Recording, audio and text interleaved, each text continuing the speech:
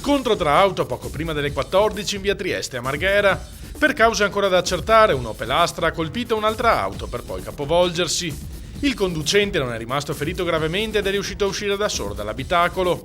Inevitabili disagi della circolazione, vista la presenza di un ostacolo tanto ingombrante che ha dovuto attendere i rilievi della polizia municipale prima di essere rimosso. Massiccia la presenza di curiosi che si sono fermati a osservare l'insolita scena.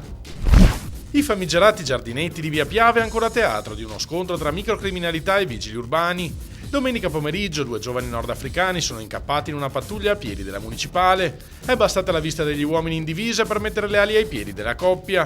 Uno dei due è riuscito a fuggire, l'altro è stato bloccato dagli agenti non prima di aver tentato di resistere, procurando a entrambi lesioni guaribili in una decina di giorni. Non ha saputo spiegare la provenienza della bicicletta che aveva con sé.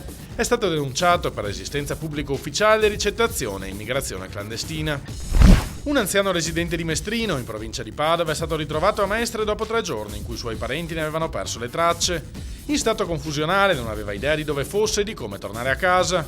Ad avvertire le forze dell'ordine un carrozziere contattato dal 72enne perché non era più in grado di mettere in moto la propria automobile. L'anziano affermava di non ricordare cosa avesse fatto negli ultimi 3 giorni. La famiglia è stata avvisata e l'uomo è tornato a casa sano e salvo.